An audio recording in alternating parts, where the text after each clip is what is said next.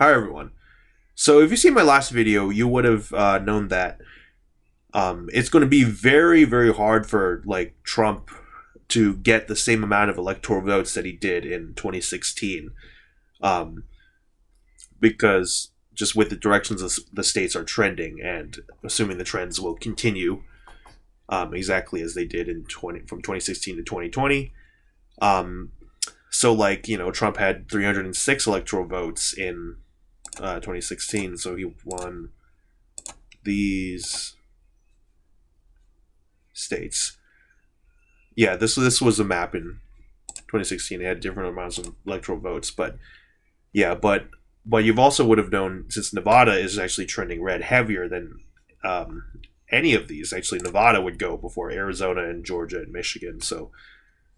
Um, so yes, and then to win Georgia, he need to get the margin down to like D+1 or something really, something like that, which is entirely possible if especially if Biden blunders a lot, but by the end of his term. But I don't I don't necessarily think it's going to happen. I think so. More likely, I think it's going to be something like this. Like I think this is the most likely electoral, more or less the most likely electoral map for 2024, which is Wisconsin, Nevada, and Pennsylvania flip red. And I think this is actually a floor for Trump. But I think, given the current state of the country, Biden is rebounding. He's not going to keep rebounding, but he's like at a certain stage. I think he's Trump's going to only get his floor. Um. So, yeah. So I think it will be a 270 to 268 electoral victory for Trump, which is just the bare minimum amount of electoral votes to win. Now, why did I title this video? Why is the 2004 election going to be so precarious? Because, well, it's not a 269 tie.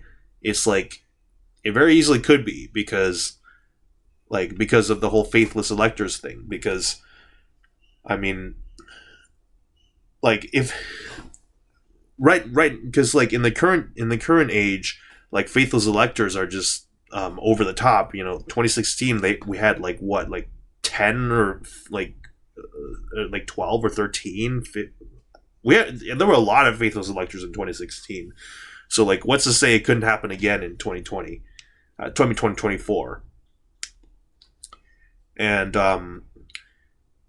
yeah, all I'm saying is all it would take, like if Trump wins with only these three states, which I think is the most likely one scenario, actually, all it would take is one faithless elector to screw up the whole process. And so then, neither candidate would get 269 electoral votes.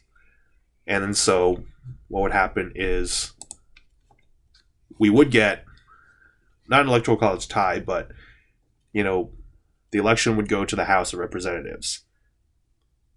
So, and that's for both the president and the vice president. So, if a majority of, so it's actually not the House, like it's not like whoever controls the House wins the presidency. It's actually the House delegations, because every state would get one vote in the House. And so here, the GOP has an edge in these voter delegations. Currently, about 26 of them are GOP, and I probably think it would stay that way. And then Pennsylvania is a tie, so who knows where that vote would go, but it doesn't matter. Um, but let's say by some freak like accident or something, like somehow it doesn't end up being this way, and somehow the state delegations are balanced or more Democrat, then Trump would lose, even though he won the electoral college. Which, yeah, that's kind of a disaster in itself. Like, imagine how many the riots that would generate. And then also, the vice president would be picked by the Senate.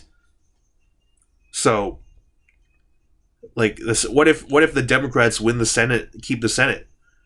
Then Trump would become president, but with Kamala Harris or another Democrat as his vice president.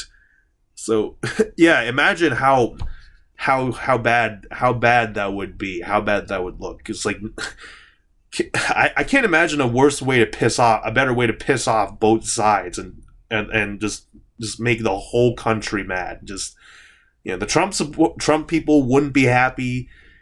The anti-Trumpers wouldn't be happy. Yeah, it's a recipe for disaster. I mean, I'm not saying this is necessarily going to happen. Like, maybe if the Republicans take the Senate, then that wouldn't be an issue. And what else? And then also imagine, what if there were two faithless electors? And what if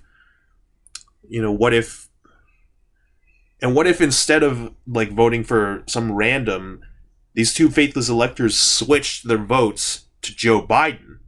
So that would give Joe Biden the 270 electoral votes, even though Trump won the Electoral College. Now this is probably even more unlikely, but can you imagine? I mean, what that would be like? How? Yeah. That would just think about it. I don't know. I just can't. There would be rioting in the streets, but ironically, it would be Republicans. Probably they wouldn't win the popular vote in this scenario. I think it would be like D+3 to get down to like winning these states only. So like Republicans who defend the Electoral College and like benefit from the Electoral College are suddenly betrayed by the very Electoral College. So that's not a good look for either side. I think again, it's just I couldn't think of a better way to piss off both sides, piss off the entire country. Yeah, and what else? So think about it. We have a lot of nightmare scenarios, and this is the most likely, electoral map. So just think about how, even in 2020, if Trump did 1% better or 0.7% better, it would have been a 269 tie. And now we're here, and the most likely scenario for 2024 is a 270 to 268 razor-thin election victory. And also just imagine, what if somehow the Democrats, what if somehow this, again, back with the state delegations, what if they were all majority Democrat or something, and then, we got a faithless elector for Trump, causing the election to go to the House, and then the Democrats voted in Joe Biden or someone else instead. I guess it kind of disproves the whole idea that the Democrats can't benefit from the Electoral College. I mean, they tried to use the Electoral College to overturn, the 2004 election, which Bush won popular vote by 2 points. But they tried to, there were many, I think 23 Democrats who objected to the Ohio electoral votes because they, I don't know, some dumb theory about the black places couldn't, there were long lines, so I mean, not, don't get me wrong, I would have voted for Kerry, honestly, in that scenario, because he was Bush was just such a colossal piece of shit, but I just fucking hate when people just use the whole, especially the Dems, they just use the whole racism thing, and they use that to just score political points. It's just it's fucked up. Okay. Yeah, but what else? What other scenarios could happen with this? So you could have Kamala Harris, you could have a Trump-Harris administration, which is, oh my god, that's such a disaster in itself. You could have the electoral votes switching to Joe Biden instead. And what else? It's kind of a nightmare. So what do I think? What do I think? Trump like Trump could do to prevent this, I think definitely, the answer is obvious. He should focus his efforts on, getting to the next level, the next likely scenario, which is, taking a state of Arizona. That's the next easiest state to take. I think, but to do that, he would need to get the popular vote down to around a D plus 2.5 ish margin, which is roughly the same as he had with Hillary Clinton in 2016. So I don't know if they necessarily would be able to do that, but yeah, I think again, definitely, I think Arizona is a toss up. It could go either way, and I see, whereas Wisconsin, Pennsylvania, Nevada, I think are definite flips. So how will he get Arizona? I think, Trump, like he's been wanting to pick Elise Stefanik from New York for his VP. Like, he wants to pick a woman to just get out the women vote. But for personal reasons, I don't like Stefanik. She's just a boring politician, a rhino, but I think for strategic reasons too, I just I don't think she would get out the. I think if he really wants to pick a woman, he should pick Carrie. If Carrie Lake wins in Arizona, he should pick Carrie Lake. A Trump Lake ticket. It actually looks good on a bumper sticker too. Trump Lake, Trump Lake. Take America back. Imagine that on the back of your truck. Yeah. So I think he should pick Carrie Lake as his VP. Or maybe even Blake Masters, but he probably wants to pick a woman, and it's probably better to pick a woman since he wants to, get out the female vote. So yeah, pick Carrie Lake as your VP. That's how you probably have a way better chance of winning Arizona if you do that, and thus you'll be able to shield yourself from having to do the whole nightmare scenario of, a faithless elector. Because with 281 electoral votes, you wouldn't really have to worry about faithless electors. There wouldn't be, 227.